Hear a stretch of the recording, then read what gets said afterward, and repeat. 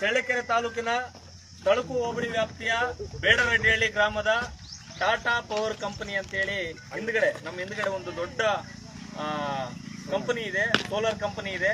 ಆ ಕಂಪನಿಯ ಮುಂಭಾಗದಲ್ಲಿ ಇವತ್ತು ನನ್ನ ಹಿಂದ್ಗಡೆ ಏನು ಕಾಣ್ತಾ ಇದ್ದಾರಲ್ಲ ಅಣ್ಣ, ಸಿದ್ಧಡ್ಕ ಹಂಗೆ ಏನು ಇಲ್ಲಿ ಟಾಟಾ ಸೋಲಾರ್ ಪವರ್ ಕಂಪನಿಯಲ್ಲಿ ಕೆಲಸ ನಿರ್ವಹಣೆ ಮಾಡುವಂತ ಸೆಕ್ಯೂರಿಟಿ ಗಾರ್ಡ್ಗಳು, ಸುಮಾರು 30ಕ್ಕೂ ಹೆಚ್ಚು ಜನ ಸೆಕ್ಯೂರಿಟಿ ಗಾರ್ಡ್ಗಳು ಅವ್ರ ನೋವುಗಳನ್ನ, ಅವ್ರ ಸಮಸ್ಯೆಗಳನ್ನ, ದಿನನಿತ್ಯ ಅವರಿಗೆ ಆಗ್ತಾ ಇರ್ತಕ್ಕಂಥ ಅವ್ಯವಸ್ಥೆಗಳನ್ನ ನಮ್ಮ ಮುಂದೆ ಕರ್ನಾಟಕ ರಾಷ್ಟ್ರ ಸಮಿತಿ ಪಕ್ಷದ ನಮ್ಮ ನಾಗರೆಡ್ಡಿ ಅವರು, ರಾಜ್ಯ ರೈತ ಘಟಕದ ಮುಖಂಡರಾಗಿರ್ತಕ್ಕಂಥ ನಾಗರೆಡ್ಡಿ ಅವರಿಗೆ, ಮತ್ತೆ ತಾಲೂಕು ಪ್ರಧಾನ ಕಾರ್ಯದರ್ಶಿಗಳಾದಂಥ ಪಾಪಯ್ಯ ಅವರಿಗೆ, ಆಮೇಲೆ ಇಲ್ಲಿನ ದಾದಾಪೀರ್ ಅವರಿಗೆ, ನಮ್ಮ ಮಂಜುನಾಥ್ ಅವರಿಗೆ, ನಮ್ಮ ರೈತ ಘಟಕದ ಶ್ರೀನಿವಾಸ್ ಅವರಿಗೆ, ಆಮೇಲೆ ನಮ್ಮ ರೈತ ಘಟಕ ತಾಲೂಕು ಅಧ್ಯಕ್ಷರಾದಂಥ ಹರೀಶ್ ಅವರಿಗೆ, ಇವರೆಲ್ಲರಿಗೆ ನಮಗೆ ಅನ್ಯಾಯ ಆಗಿದೆ. ಟಾಟಾ ಸೋಲಾರ್ ಕಂಪನಿಯಿಂದ ನಮಗೆ ಮೋಸ ಆಗ್ತಾ ಇದೆ.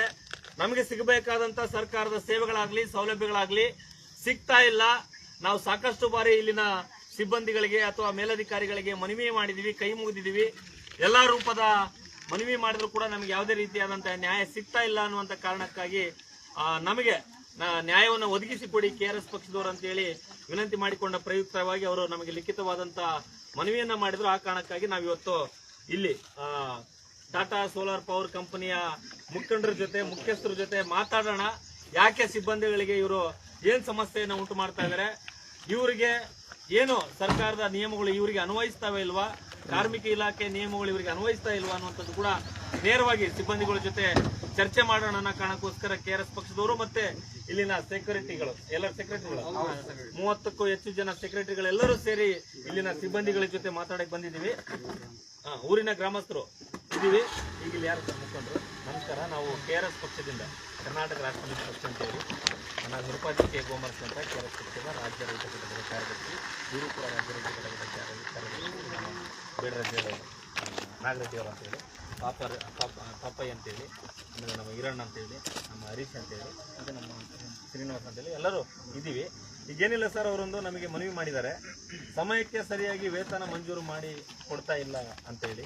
ಆಮೇಲೆ ಇವರಿಗೆ ಸರ್ಕಾರದ ವತಿಯಿಂದ ಸಿಗುವಂಥ ಸೇವೆಗಳು, ಸೌಲಭ್ಯಗಳು, ಸೌಕರ್ಯಗಳು ಸಿಗ್ತಾ ಇಲ್ಲ. ಈಗಾಗಲೇ ಸಾಕಷ್ಟು ಬಾರಿ ನಿಮಗೆ ಮನವಿ, ಮೌಖಿಕ ಮನವಿ ಮತ್ತು ಲಿಖಿತ ಮನವಿ ಮಾಡಿದ್ರು ಕೂಡ ಯಾವುದೇ ಕಾರಣಕ್ಕೂ ಅವರಿಗೆ ನ್ಯಾಯ ಕೊಡ್ತಾ ಇಲ್ಲ ಅಂತ ವಿನಂತಿ ಮಾಡ್ಕೊಂಡಿದ್ದಾರೆ. ಏನಾಗಿದೆ ಅಂತೇಳಿ ನಿಮ್ಮ ವಿಚಾರಣೆ ಮಾಡಕ್ಕೆ ಬಂದಿದ್ದೀವಿ. ಈಗ ಅವರಿಗೆ ಏನೆಲ್ಲ ಪ್ರಶ್ನೆಗಳು ಕೇಳ್ತಾ ಇದ್ದಾರೆ, ಅದಕ್ಕೆ ನಿಮ್ಮ ಕಡೆಯಿಂದ ಆಗುತ್ತಾ ಇಲ್ಲ ಅನ್ನುವಂಥದ್ದು ಎರಡೇ ಪ್ರಶ್ನೆ. ನಿಮಗೆ ನಾವು ಒತ್ತಾಯ ಮಾಡೋದಾಗ್ಲಿ, ಬೆದರಿಸೋದಾಗ್ಲಿ, ದಬ್ಬಳಿಕೆ ದೌರ್ಜನ್ಯ ಮಾಡೋದಾಗ್ಲಿ ಮಾಡ್ತಾ ಇಲ್ಲ. ಅವರ ಮುಖಾಂತರ ನಿಮ್ಮಲ್ಲಿ ವಿನಂತಿ ಮಾಡಕ್ಕೆ ಬಂದಿದ್ದೀವಿ. ಬರಪ್ಪಣ, ನಿಂದೇನು ಸಮಸ್ಯೆ ಹೇಳು, ಇವ್ರಿಗೆ ಏನು